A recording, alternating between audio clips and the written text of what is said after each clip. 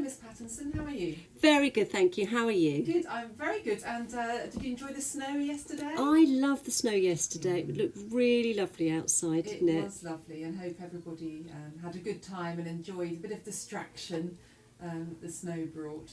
Should we start with a story today? Yes, lovely. So this story's got a very particular theme, hasn't it? Which we will talk a little bit more about afterwards. Let's do it. So this story is called The Great Kapok Tree, and it is a tale of the Amazon rainforest by Lynn Cherry.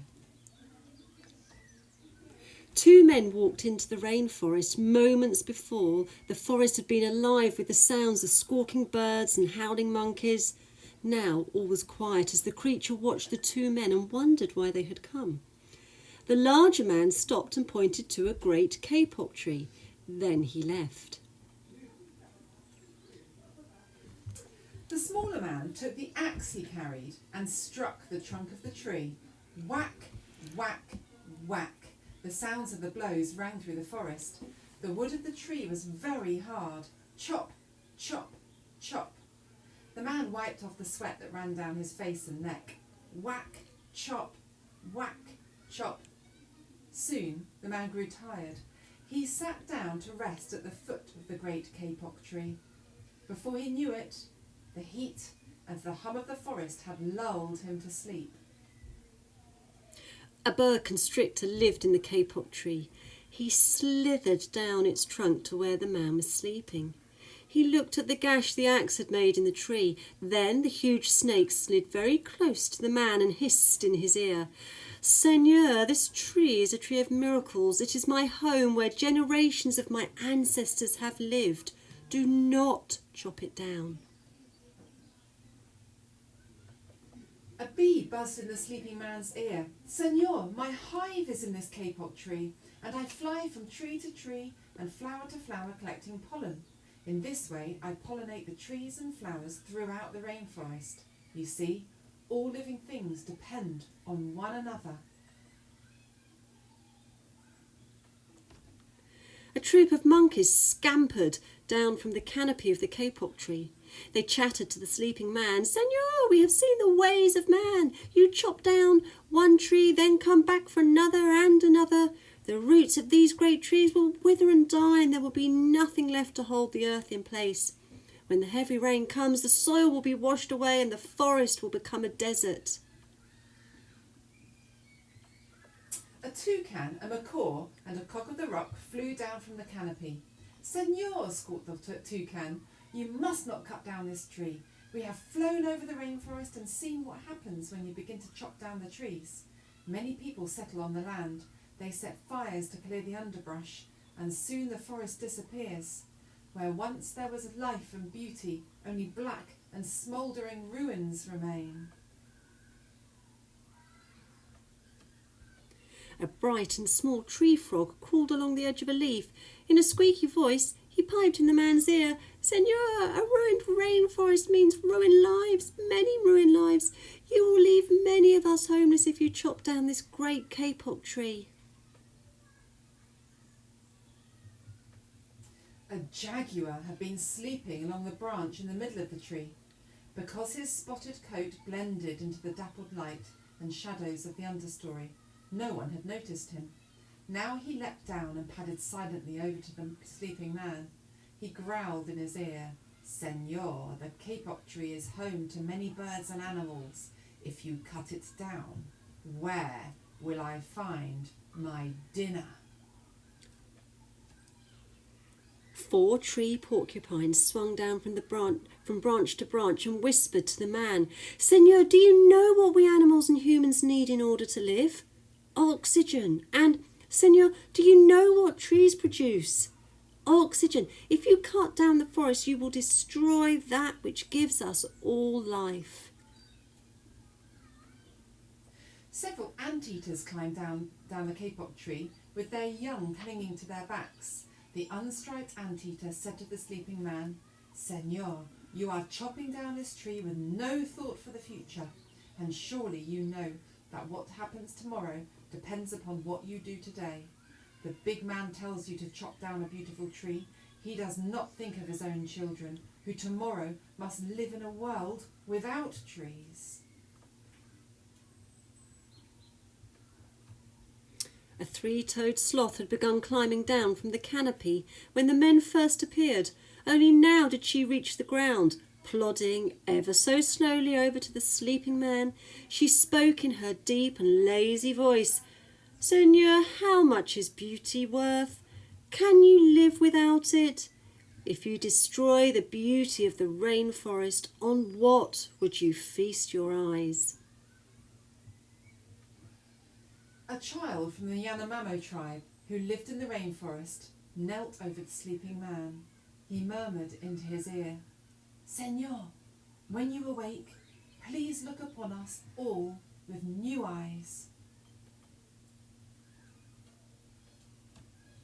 The man awoke with a start. Before him stood the rainforest child, and all around him, staring, were the creatures who depended upon the great kapok tree. What wondrous and rare animals they were! The man looked about and saw the sun streaming through the canopy. Spots of bright light glowed like jewels amidst the dark forest. Strange and beautiful plants seemed to dangle in the air, suspended from the great kapok tree. The man smelled the fragrant perfume of their flowers. He felt the steamy mist rising from the forest floor, but he heard no sound, for the creatures were strangely silent. The man stood and picked up his axe. He swung back his arm as though to strike the tree. Suddenly he stopped. He turned and looked at the animals and the child. He hesitated. Then he dropped the axe and walked out of the rainforest.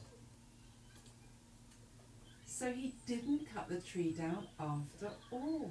I wonder what made him change his mind. Well, he had lots of messages there, didn't he, while he was sleeping, from some of the creatures who were dependent on that tree.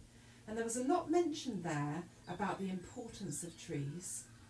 They provide a home for all sorts of creatures and animals. What else was there? Oxygen. Yeah. They help us live because they provide us with oxygen. So they're so important, aren't they?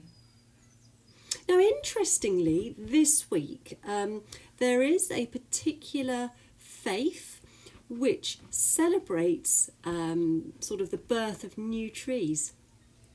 And this particular festival is a Jewish festival, and it's a really great time to sort of promote spring and new birth and planting trees. So shall we have a little look? Let's find out a little bit more about it.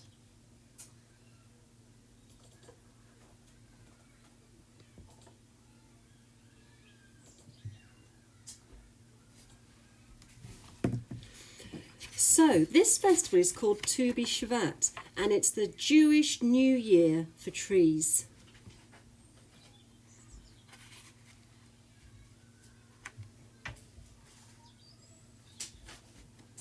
Soon after the darkness of midwinter, when the Festival of Lights, Hanukkah, is celebrated, Jewish people then celebrate the New Year for trees, and it normally lands in late January, and in fact it is happening this week.